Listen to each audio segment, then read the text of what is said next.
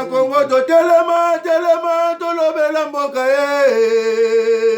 Ole to suwa ko bimisa na poasa ba député to votaki bazo salarien to tele la funa bazo salarien Congo to lega na moi. J'ai dit un grand merci na ba union so bolinga to so Paul bolinga ka émission ba kino ba lobby bolinga ka chaîne sur YouTube, bolinga chaîne sur télévision, Wemsa télévision na Kinshasa sur TNT. Je dis un grand merci na ba union so bazali ko soutenir biso de part et d'autre dans le monde. Vous allez belé. Et nazali très reconnaissant surtout na ba diaspora union so bandeko union so ba diaspora, vous me soutenez na ba aspect tout. Vraiment merci. Et je demanderai à tout le monde qui nous a relais pour vous voter Mouto Bomoni a eu quelque chose pour le Congo. Avant la Tobanda, Tobeta Biloko, je dirais, dès la Messana Koloba, le Congo n'appartient pas aux politiciens. Donc, Congo, ils ont le pan où il y a des politiciens, ils ont héritage ou tater politicien, moi, qui est là, donc, quand vous gérez aujourd'hui, il faut tenir compte que non, ils ont le avant la Kasumbalé, c'est un village où ils ont quoi, à souffrir à l'été. Mbongo ya Congo, zoba elango basi, ça n'est pas un péché. Ozo elango 3-4 sous-maman, ça n'est pas un péché. Ozo piller pour construire, ça n'est pas aussi un péché. Mais, il faut qu'on sache que le Congo et ça kayanga mon côté. Voilà, les lois n'alignent tous sur l'autre toujours quand à Lubumbashi, tout sur le nom de Kumoko, aza politicien mais aza Komora ne bo yo ne bo comprendre kani nazali na éviter ce qu'on confirme qu'il y a na kaona. Toujours le bela makamundini ya liboso. Est-ce que bas politicien na politique et qu'on développer Congo na biso? Est-ce que bas politicien na politique et puis qu'on développe Mboka.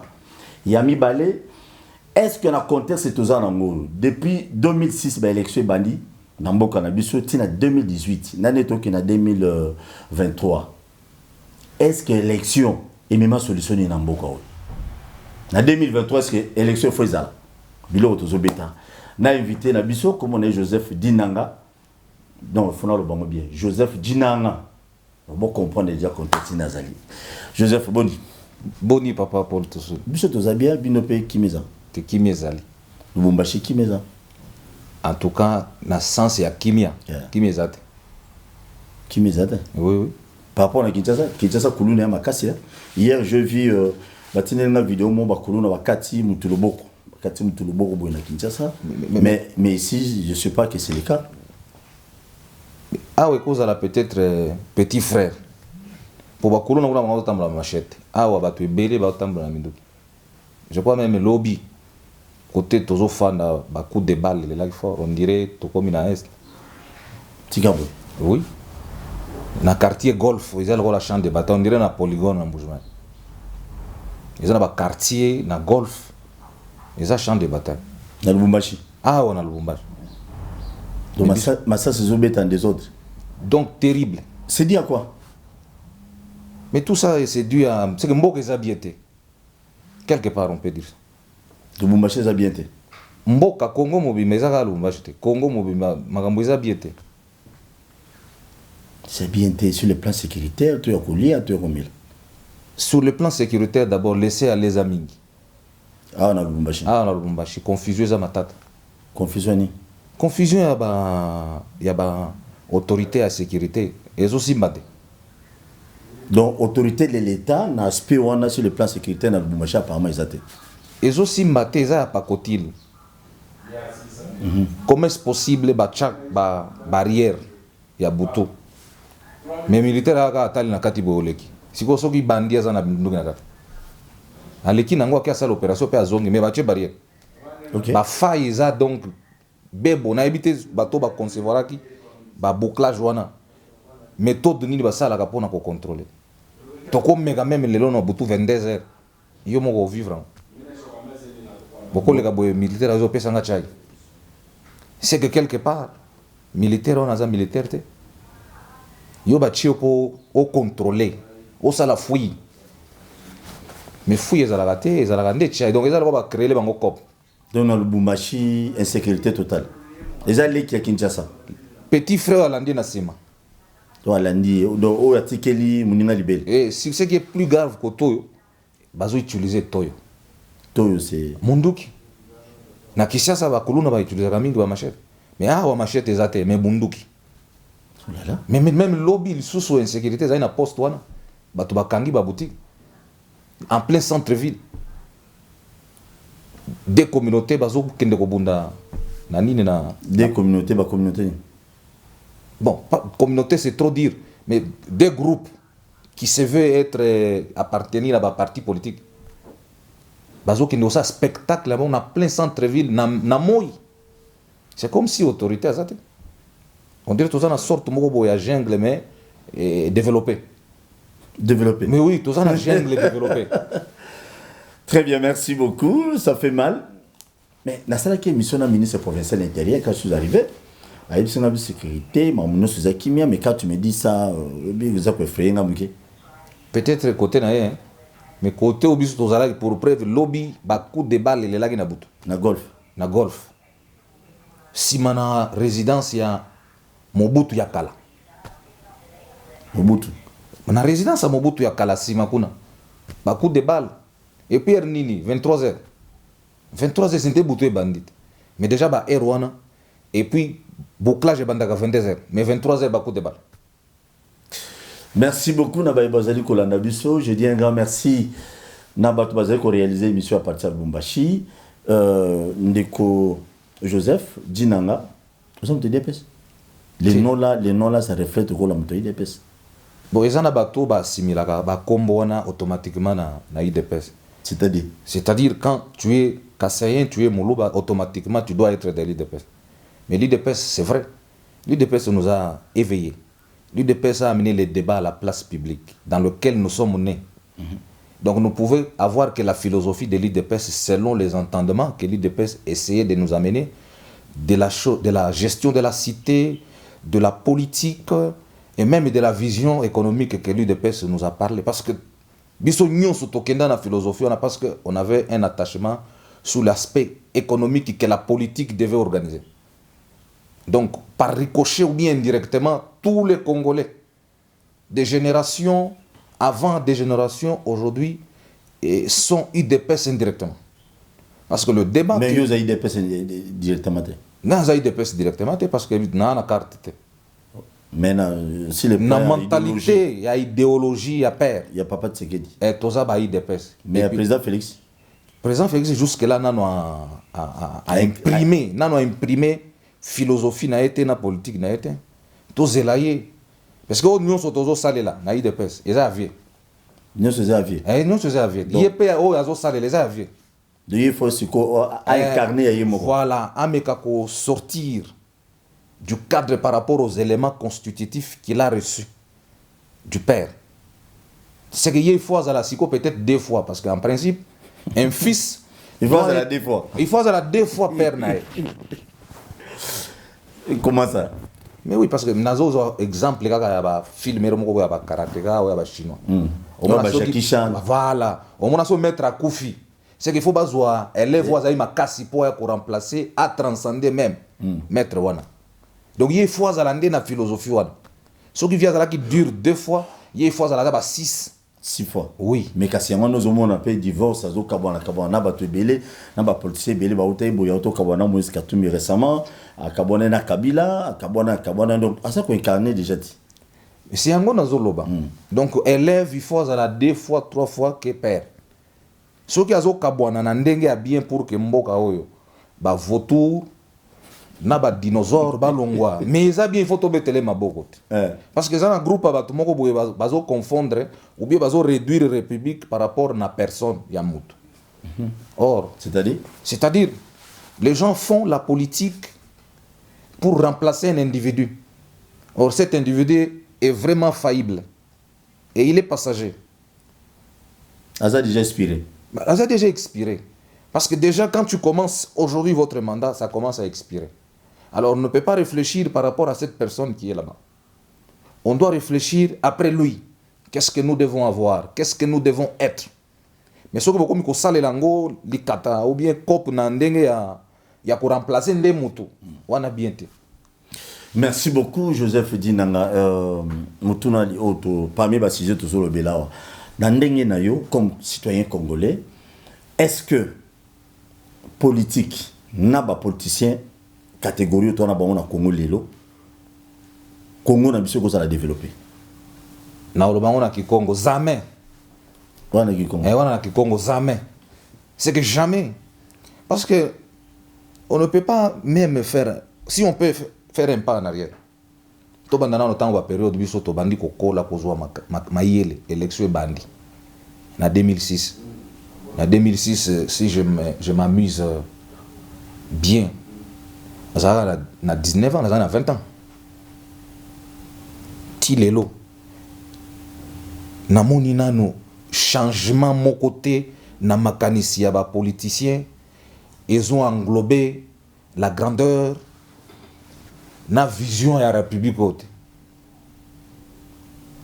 nanu na monité ko banda 2006 to bandi ba élection jusqu'aujourd'hui politicien tout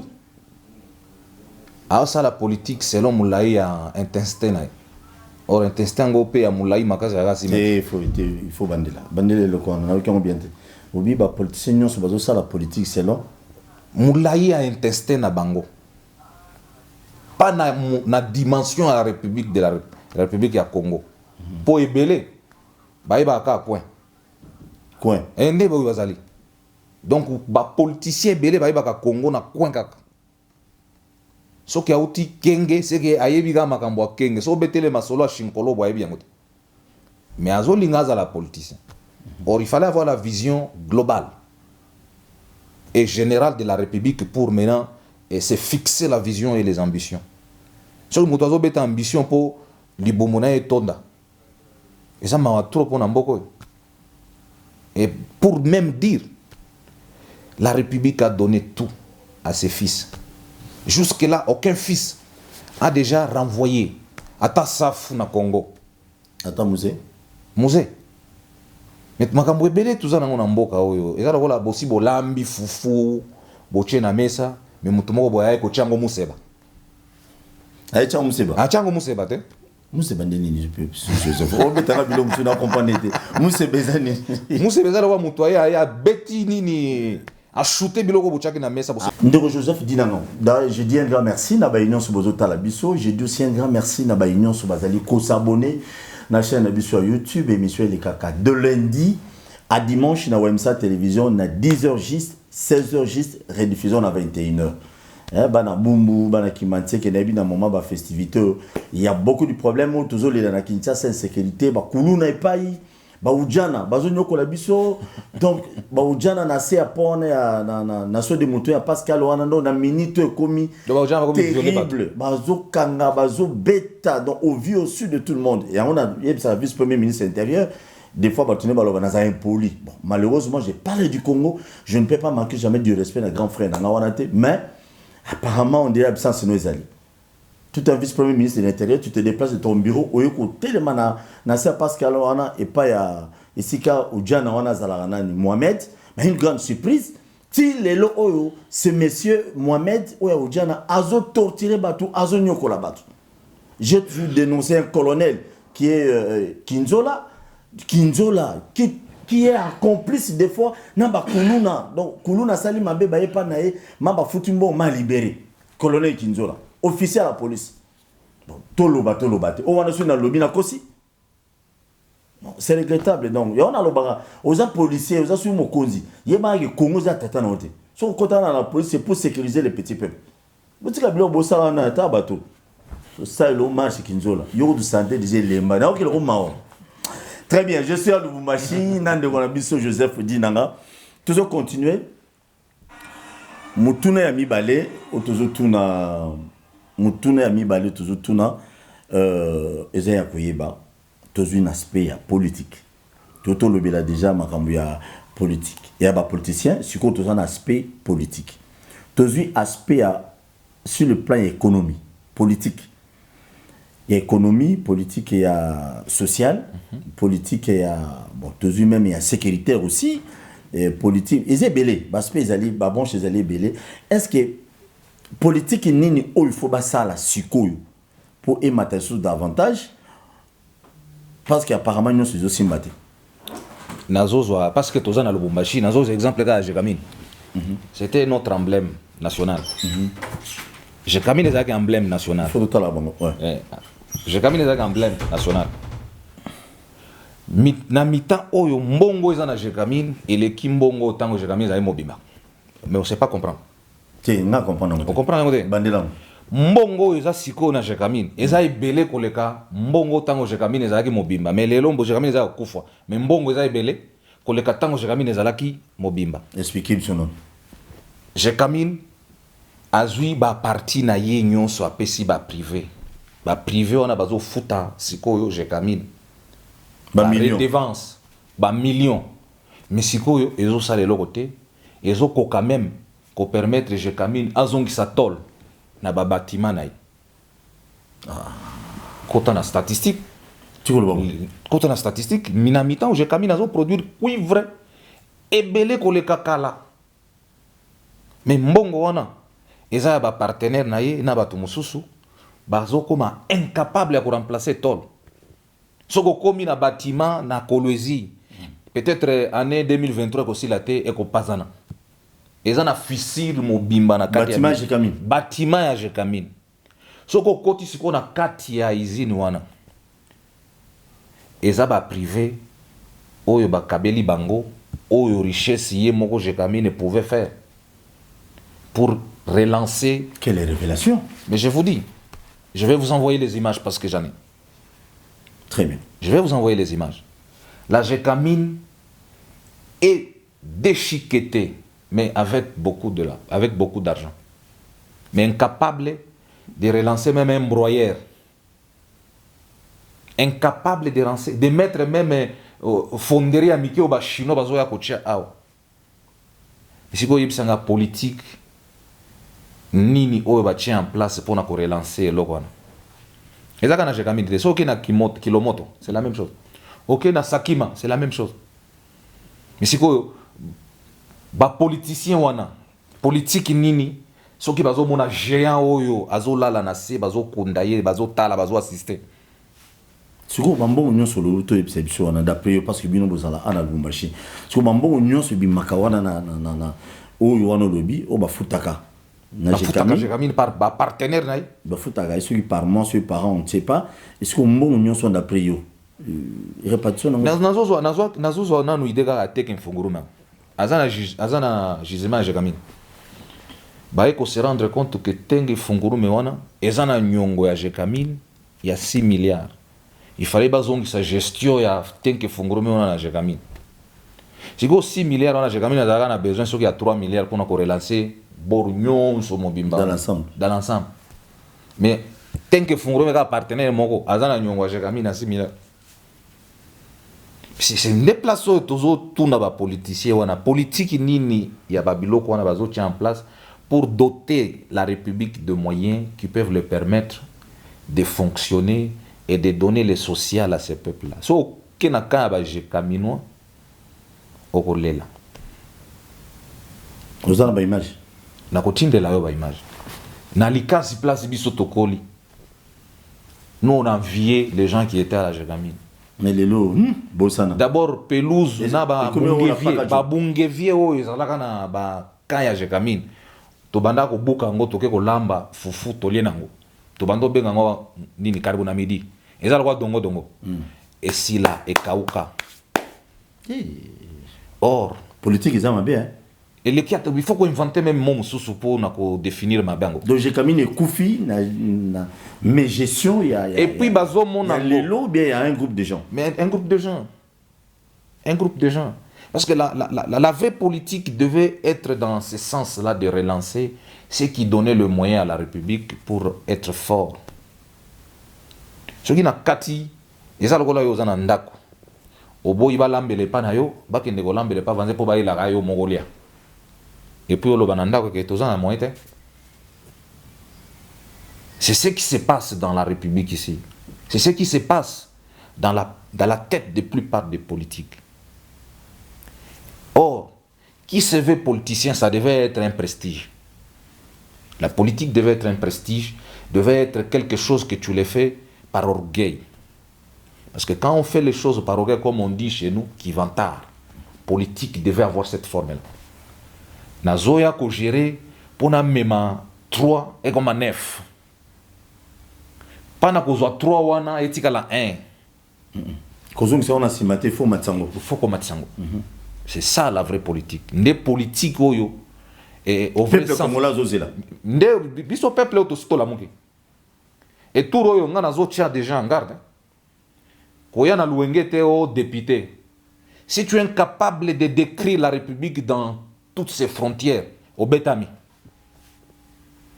Voilà mon campagne. Oui, parce qu'à un moment donné, quand on t'appelle député national, tu n'es pas un député d'un coin. Tu dois être capable d'aller comprendre ce qui se passe dans chaque coin de la République. Na Sankourou. Na Sankourou, tu dois être capable que Na tu Rutshuru. prends même la moto, que tu vas aller faire le tour là-bas pour voir. Parce qu'on a député national. Et ça aussi, c'est un truc qu'on devait maintenant éduquer la population. Qui dit député national, on ne dit pas député du village. C'est un député national.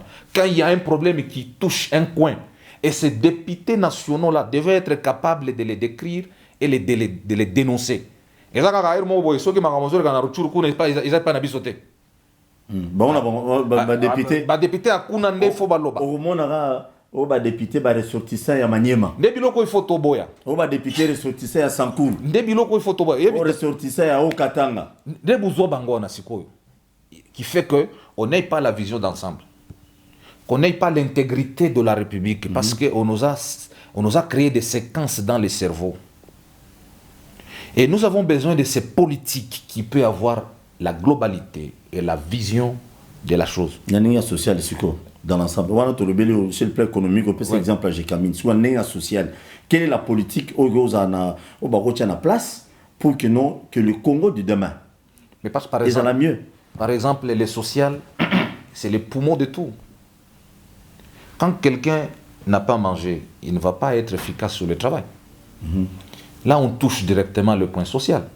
Donc, il faut qu'il y ait des politiques qui réfléchissent pour ces sociales-là. Qu'est-ce que nous pouvons faire pour que ces sociales ici aient de la bouffe même pour une semaine? Ce sont des questions économico-sociales que les politiques devaient se poser. Et ce sont ces politiques qui devaient organiser les deux avec des réflexions profondes et des réflexions globalisantes qui touchent à toute la République. Et tous ces ennemis n'allaient pas avoir l'accès. Au moment où notre constitution essaie de nous séparer déjà. Et ça, la constitution na biso, ba piège biso na kati wana, ba kabola biso na kati. Alors que ça guide. Bakabola biso ndé. Bakabola biso na kati ya constitution. Bakabola ba congolais na kati ya constitution. Na kati ba sépara biso ba opposa biso na kati ya constitution. Au lieu yo loba que congolais, on ne refuse pas. Chaque coin doit exister dans l'ensemble. Mais ba sépara biso, ba ressortissant ils la kola ilo zobeta wana. Moi je me rappelle même au campus à l'Unki, au moins dans un tableau. Les étudiants des ressortissants du Grand Kivu, bazan à Réunion. Les ressortissants de Bandundu, bazan à Réunion. Et ces choses-là, on les entretient dans les universités, alors ça devait être un univers où tout devait être confondu dedans. Et là, tu as raison. Mais oui, moi j'ai vu ces choses-là déjà les campus. Des problèmes mingi tozanango ba politique tozo zela ya lobby ba ya ko résoudre ba défi nyonso oyo ba question profonde qui nous touche et qui nous maintiennent dans les sous-développements. Sur le plan sécuritaire national, sur le plan sécuritaire, il y a beaucoup de travail parce que ça c'est pour venir sécuriser maintenant l'économie. Et ça voilà, ozana ndako na yo tiki porte polele. Il faut trouver un mécanisme à protéger biloko zona kati. Et le chef de l'État, il fallait vraiment accent dans le service de sécurité, dans le service de renseignement. Biso moni réunion dans la frontière. Je vous dis, Moutouaner, dont renseignement n'a pas conteneur. La marchandise. On a bilanga. DGM a aucun marchandise. Alors c'est une déclaration. DGM.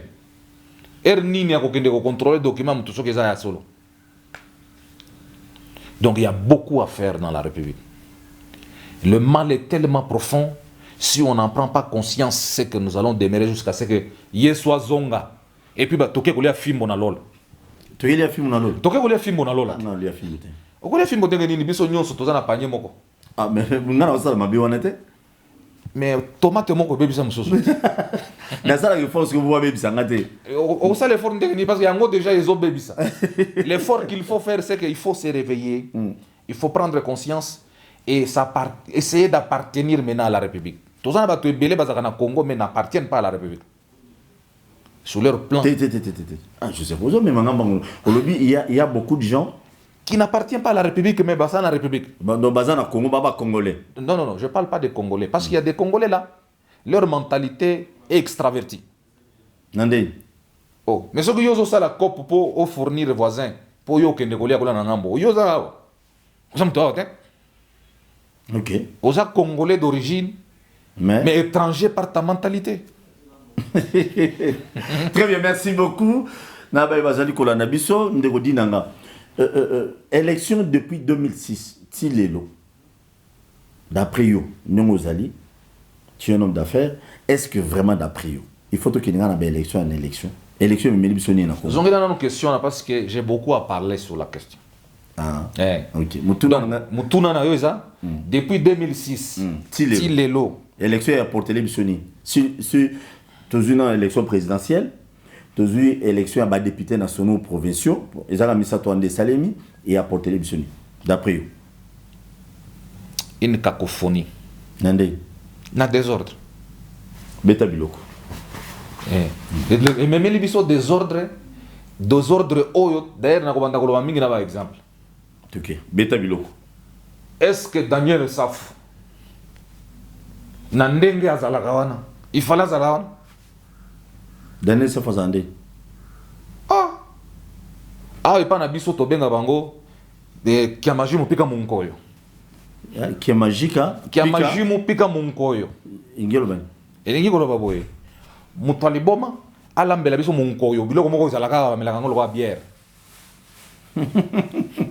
Beta Biloko. Mais papa. C'est pas possible. Beta Biloko de Joseph. Vous êtes intéressant. Mais ça, qui a mangé mon pica mon koyo. Maintenant qui nous représente. Député national. Oui. Biso nyonso yo boye. Soki mutumoko boye aibi Congo amonié. Il nous représente dans cette personne. C'est que biso nyonso toza voilà. Bon, on a une députation nationale. Toké sikoyo. Toké na spem sur ngokinde. Toké na sikoyo na ba provincial. Oyebi chevauchement ils entre ba division on a ba ministère provincial. Oya aw. Même taxe division ezo sengango, même taxe ministère provincial ezo sengango. Taxe moko. Taxe moko. Et futama na ministère n'est pas à ta division. Oui. Provincial. Ah, on a Lubumbashi. Congo Mobimba. Si on a vu ça, ba opposa biso, ba separa biso na kati même ya beaucoup. Les autres tambou biso. Beaucoup li constitution na biso. Bilo onyo so na na kati. Mais ba testa fonctionnalité nango te na applicabilité nango te na résultat nango ekopesa. Ba sala test wana te. Ils n'ont pas fait les analyses empiriques pour arriver à décrire ou à dégager la fonctionnalité de ces services-là. Puisque vous avez mis importance, il y a un ministre provincial. Parce que la division provinciale, et ça, c'est la matina nationale. Entre cabinet, na secrétariat, na ministère, il faut baser la préséance pour les gens. Non, mais si je ne me trompe pas, il cause un secrétariat. Mais si quoi, c'est le conseiller. A terrorisé même le secrétariat. Conseiller a terrorisé toute une administration. Biloko nyon sona yote na nini. Désordre nyon sona, dysfonctionnement nyon sona les autres na. Constitution na biso yo, ce qui totali bien, ça n'a pas pris en compte les besoins à l'interne.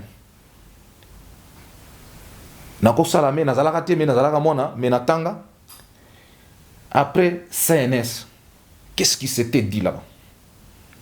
Pour la nuit, que 2600 Congolais intellectuels savants se sont réunis pour produire un travail de qualité qui devait révolutionner la République. Yango na ibisakyo makambo ya musée aya kutu sote biloko na mesa achiango museba. Et museba on ezalaki c'est le travail de la CNS qui était fait par des Congolais à l'interne qui devraient révolutionner la République, qui prévoyait déjà au sein le fédéralisme. Et le découpage qu'on nous a donné ici, ouais. Vous voyez ce que ça nous donne? On a 26 provinces. Oui, on a évolué en chiffres ou en nombre, en quantité, mais et non en qualité. Qualité, c'est dans la province. Exact. Attends, l'Ouala va payer qualité. Mais si pour l'Ouala, pour quelle durée? C'est bien aujourd'hui. Quelle est la provision de l'Ouala après 30 ans? Avec la cacophonie qui se fait là-bas, avec les désordres et les pillages qui s'organisent là-bas. Les pillages? Mais pas quand tout ce qui se produit là-bas, ce n'est pas pour nous. On doit les exporter. Les gens qui ont amené les capitaux, ils vont récupérer, ils vont exporter leurs moyens. Et la République va rester. Et là, voilà mon cocoli. Écoutez, là, voilà mon cocoli. Magambo ezo sala na Kolwezi wana. 30 ans après, que deviendra Kolwezi? C'est une grande question. Quand aujourd'hui on se fie, on voit qu'aujourd'hui, pour ma boulot yozo timbo mana kuna, après 30 ans, t'es balak. Balak. Ouais. Qu'est-ce qu'on prévoit? Quel est le plan? Quelle est la politique mise en place pour compenser quand tous ces gens-là vont partir? Que deviendrait cette province après ma boulot yoba chinois na batumususu bazo sala kuna? Mais qu'on est arabe chinois ba congolais. Mais bah il congolais ni nazana mining kuna. Merci beaucoup. Mais bah député provinciaux quand même. Bamsou ba sala musala ba non. Côté ni. Non bah résultat ba élection tu bazo contrôler ba gouverneur ba mo bien, bazo sanctionner pe ba gouverneur ba mo bien. Il y a beto le solo moko akisangani. Il y a un gouverneur Wale. Bah tif mo ba côté ba sengi la razan la rete. Ba bimi ba kena nganda ba bandoli ya michopo, ba bandoli ya kabri. La rezate. Ba pangi comme monsieur wana. Ba matisi yango et longoli gouverneur. Oh, qui nous embête bien, c'est là notre qui malom. Donc, ba député provinciaux oyakuna. Ba le kabri la rezate allez. Te ba kinero ni boso kokuta na gouverneur. Ba sengi muke. Ba sengi ba bino chabisola. La rezate. La rezate. Allez. Ba bimi. Ba ke nganda. Ba ke ba ndoli ya. Ba le komi kolia kabri monsieur bimi wana le ba matisi yango. Et puis via Tamboli. Quelqu'un qui fait 6 mois, il n'a pas fait un travail, il peut accueillir. Balongoli ka parce que balongoli ba député ba lia kabri ba na arrêter aller accueillir. Aussi quoi mentalité ba tchina kati ba députés provinciaux, ça nous crée un boulot d'étranglement. On ne peut pas évoluer parce que à un moment donné les désordres s'installent. Les gouverneurs n'arrivent pas à faire son travail normalement. Les députés, ils confondent tout et ça crée un désordre organisé et ça freine le développement. Donc, les députés, les gouverneurs, il faut pas nilango. Il faut même pas. Mais ça, la province, sinon, ça pas mal. Mais oui. Il faut pas longolango, député provinciaux, il faut pas longolango. Tout le monde a voté gouverneur. Il faut tout voter. Il y a un peu pour la bien. Même les sénateurs, il faut voter même les sénateurs. Mais d'abord, institutions, les comme ça. Qui sont pour? Qui sont contre? Mais dis-moi. Budgétivore. Ils bouffent l'argent de la République sans avoir fait le travail que la République a besoin. Ok, Mboka a besoin il y a étonda pour ce qu'il dégager. Pour nous, c'est un cas de Libouma, Congo. Comment on dégage en ce qui tozo kanisa bien te, ce qui tozo na makanisa bien te, ce qui to meki ko concevoir système moko ko permettre que Mboka oyo et s'acheminer sur un droit chemin ou bien sur le chemin de son développement. Le développement ne doit pas être instantané ou bien mythique ou bien juste des façades. Non, il faut que ça soit un travail de fond. Très bien. Mais surtout, tu es côté de problème, ils arrivent le côté de outrage, ça là. Le présidentiel, c'est que tu dis, 2006 style. changement ezali ba union so ba kumbeli Congo depuis 2007 mukolo lelo ba memi en plus na côté ni te na tuni ngala tuni mutuna yo kutunda ngate soki bon ezana ba plus mususu ya mabe te ngala ki na do to banano nanu ya malam to akota ya mabe après. En tout cas, jusqu'à aujourd'hui, nous avons un conseiller, mon côté à la présidence, à y makanisi ya malam. Mais non, non, le président non. Ça c'est pas président. Tu vas dans le présidentiel. Oui. Donc tu vas dire Joseph Kabila et puis les autres gens mon compte. Tombolo Félix Tshisekedi les deux. Attends, toi ça la telle au moins bien été depuis 2007. Bon Tilelo. Tilelo. N'ingande na zalaka na Congo chaque jour. Il faut que nous ayons un exemple pour nous. Ce n'est pas un problème. Nous devons comprendre que. Nous devons comprendre que. Bango Bayena moi et Loko Mokoboy. Tu vas dire en 2006. Joseph Kabila. En 2006. Mon amusé. Mon amusé. Mon en 2006 en 2018. Mutuna Nangeza. Province Boni. Oh, Sokoche, au côté Nakar. Ok. Le bilelo na bimi mbujuma na ke Bandundu. Comme en 2006, en 2018, na bimi ba 17h, ba 20h, ou bien lobby na tonga na uzanakin. Na mona ngonante. Exacte. Ce qui na bimi. Mais Paul Longi. Pardon? Bon Paul Longi. Mais si vous, yo cause la kaka na sous-vêtements, so za na kilote te musana, so za ka mutakara. Tokei papa beta biloko. Mais ça ozaka na sous-vêtements. On le bio za na bilamba. Tout ça na mutakara. Il faut un pantalon, un sapato, une chemise, on le na lati. Mais ce que ça a pont loingue. Et ça antinate. Tozali na Lubumbashi invité na biso, Ezali Ndeko biso, c'est un citoyen congolais. Malheureusement, il n'est pas politicien, il a un camp politique, il a un parti politique, il a un biso. Ndeko biso Dinanga Joseph. Avant na kisangani mingi, mais lelo azali awa, to so na pe na yeko beta biloko awa. Tozana tozo solana mambo etali Congo. Ndeko mutuna na koloba apato kabona. Est-ce qu'il y a une minute na Congo, na République démocratique du Congo?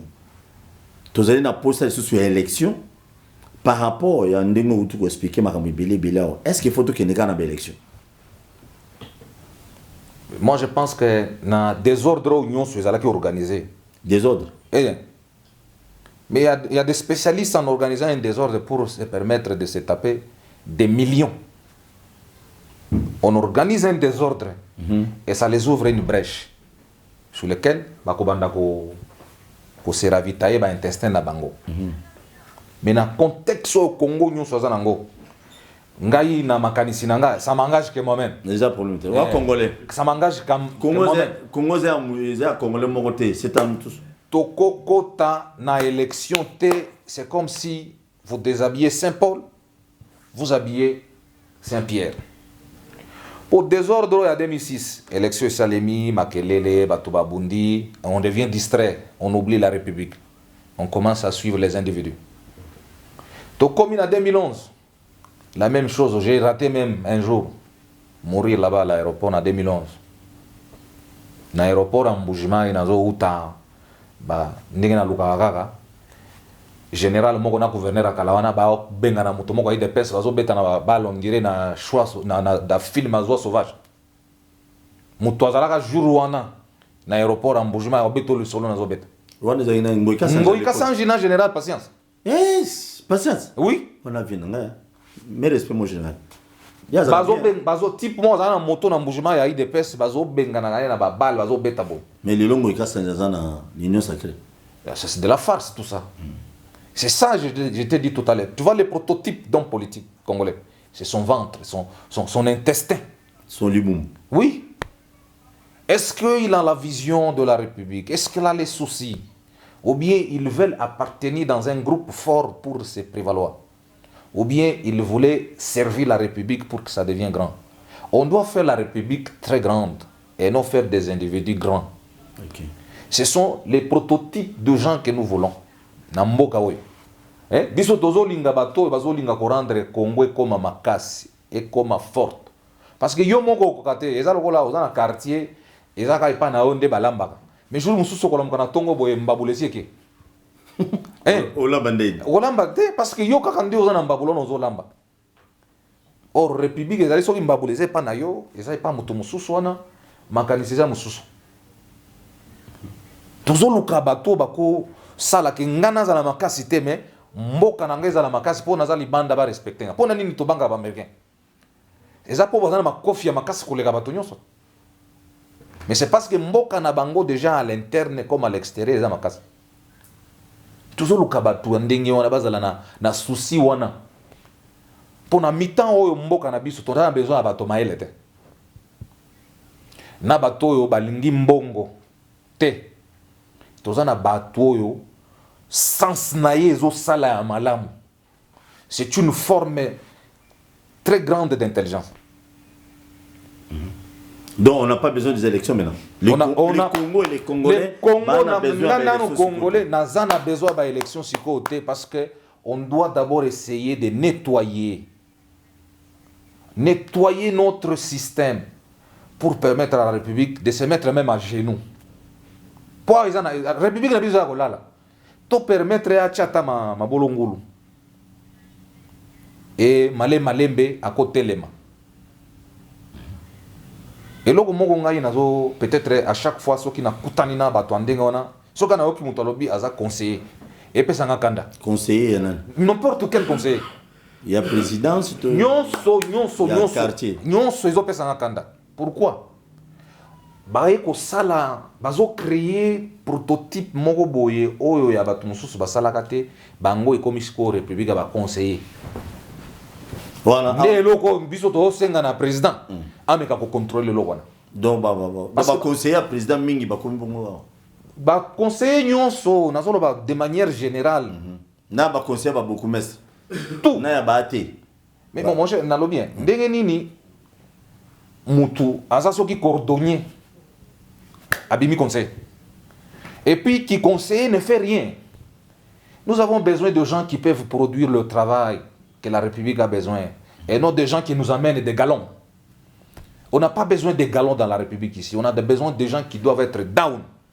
Moutouignon soit à la humble parce que la République a besoin du travail de tout le monde. Et non des galons. Le galon ne produit rien. Pour Moutoua, c'est l'avion. Soit à la générale, il y a ça la montée. Ba galon isa la kailo côté et ya kande ko créer kaka ba trafic d'influence ba influence inutile oko frisser même na moto akozala na idée ya ko tombola mboka parce que yozo ya ko beta ye na zolo qui conseiller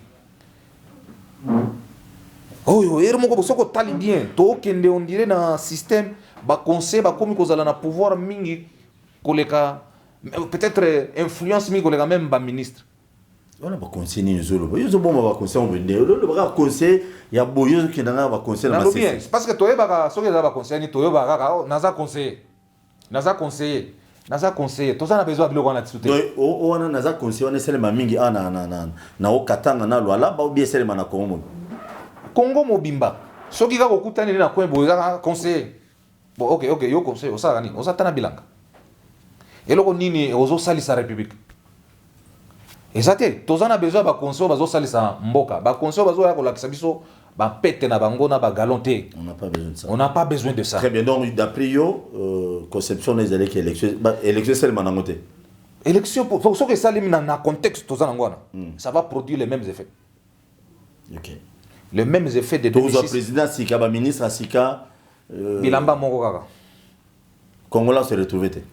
Pour Congolais banda ko se retrouver, il fallait mécaniser za la ndenge nazo betelo ngo. Lelo ke muto alobite mboka oyo ezana besoin na ngate. Mais ezana besoin na pesa yé parce que la République a donné tout. C'est tout mbosso. Viens na Barbia Keris. À Keris plutôt. Ah, à Keris. Kongo dans la Poutine. Na moni a commis na lettre moko a féliciter président pour Keris. Pombo sa Keris. Na moni lettre moko na moni na réseaux sociaux. Na outil de longo. A sali remerciement pour azo que de Russie na fédération so qui y a ba parlementaire moko kuna. Na Russie. Oui. Eh mais arozo mapena satade. Peut-être. Merci beaucoup. Nous sommes arrivés à la fin. Message nos autres personnes congolais, surtout au Bavota Moto parce qu'Azali Katangé, parce que son frère Katangé, parce que son frère Luba, son frère Moutetela, son frère Mouyaka, son frère, message nos autres personnes. Parce que, et le Corona, à date au lobby élection égalité, mais bail politique, conception d'un bon élection, il faut les aller pour se retrouver. C'est ça. Et là, on est nous autres, pourquoi tout bazo l'ambition? Peuple congolais, Tokoli. Oyo 4e élection toolek. Et là on a senga na peuple congolais bala musamaele na bango. Muto ya kuya epa na yo azolinga opesa ye voix. Akoma député. Akoma député. Bandana ina sea makolo, tina suki. Et puis on compare na République. Soka a commis même pas na 10%. Il faut aller à Cuba. Oh, je ne pas bête ba candidat. Parce que candidat zo na eloko nini. Soki kaka ina polo. Na chapeau na soki mungwa si to côté ba place ba forêt kuna ba problème mungwa mais on les a bien te tozotinda nde message que ba o bazolinga koya ba se conformer na exigence ya république mais non obi bango pe bana campagne bana maloba moko ya ba kosa population pour dire mais que non yango biso toza mo na so na commis député na sala bino ba pont na sala bino ba nzela na muya musala député te siko nde bisika siko ba parti politique soki za 3000 faire l'éducation civique. Ça, la éducation civique pour permettre. On ne doit pas faire les choses pour les individus. Il faut faire les choses pour la République. Moutoazo ya ipa na yo, otu na ye problème na ona République zani. Au PC mato yo qui est. Lokola na katanga otu ni est-ce que oyebi na aru? Aru. Surtout ba national. Pour ba national on a il faut baser la vision globale ya République. Otu ni oyebi aru. Ce qui a évité, c'est tellement. Oye a pour soutenir le village Abino. Or, la République, c'est un ensemble de villages qui demandent Moutoua Ituri, Moutoua Kassai, ce qui a eu qui problème. Allez, bisognon, so totel mille liboso, to bundisi monguna. Oui. Pour les députés, surtout Baili à Kinshasa, les bazars sont tournés dans des questions. Des questions, ça va. Vous imaginez? Il y a des députés comme ça. Il y a des gens qui sont musika, Kambov. Naza ina Ituri na tuni muto webi na Kambo abi za kamboka ni naza na Durba muto moko abenga na kin na webi naza na Durba abi okoma na Free Sud camp confusion totale mais la plupart des candidats députés bazo yambalo vraiment il faut qu'il y ait mais on dit que chaque année qui passe la République se dégrade parce que bazo réfléchir bazo kanise la mboka te mboka. Chaque année, tu vas komata. Chaque année, tu vas komata. Même si on a des dirigeants comme ça, bien sûr.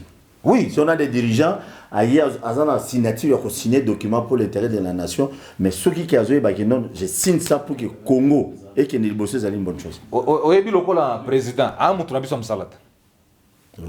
Président de la République, biso aba boss na. Le peuple. Donc, ça y est, le peuple congolais. Biso to aba boss na, to longolais pete.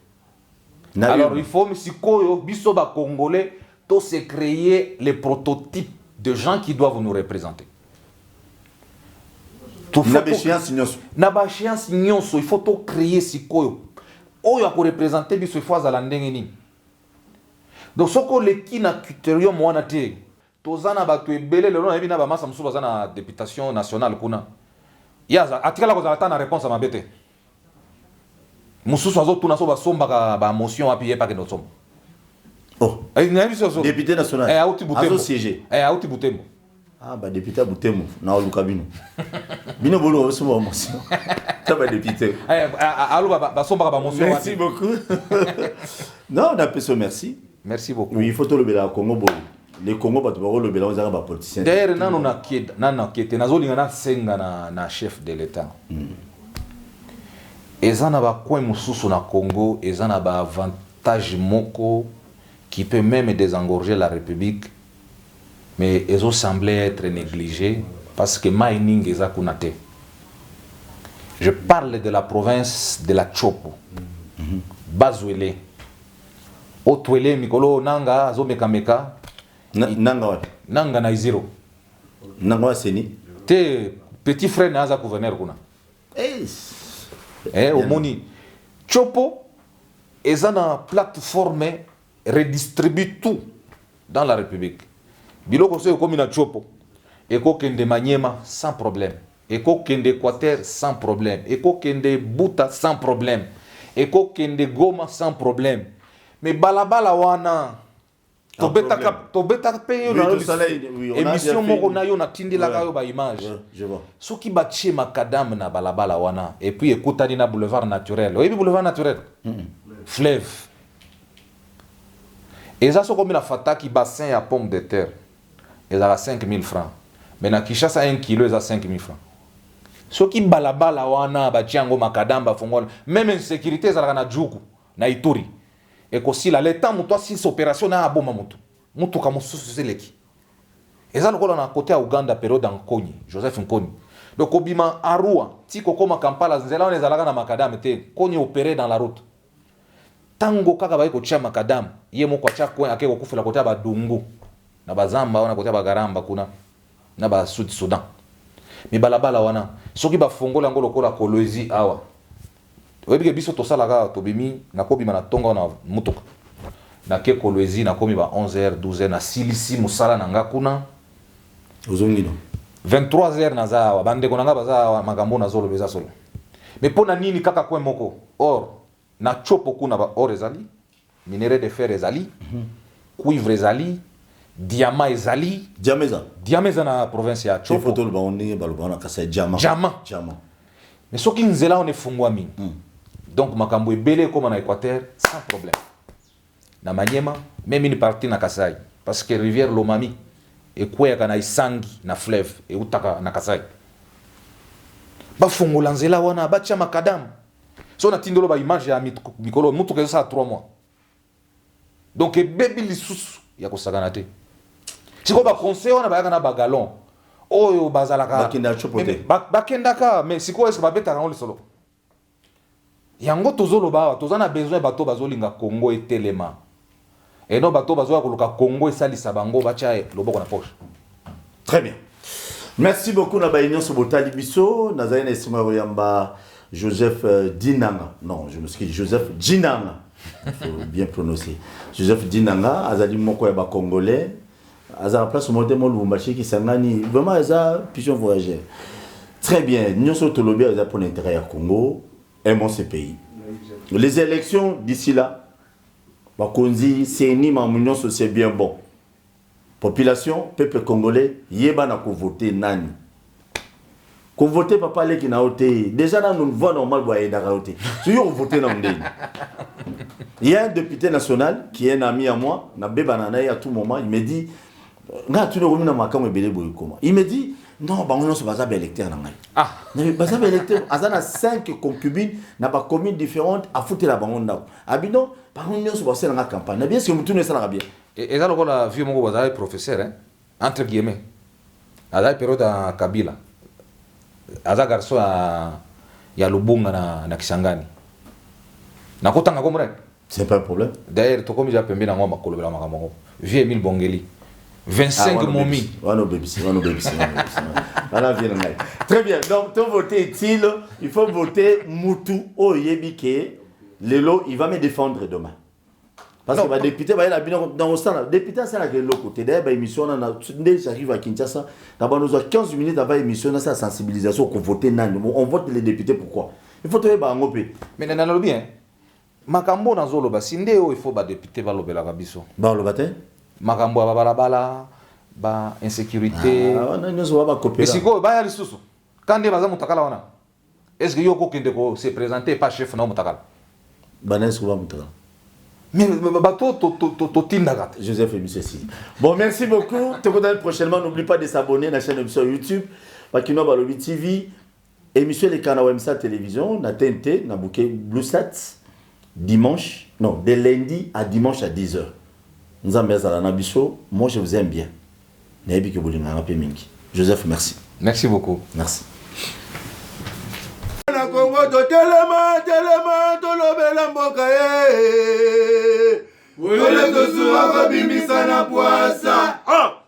Député to votaki bazo salarien bazo salarien to kele la funa bazo salarien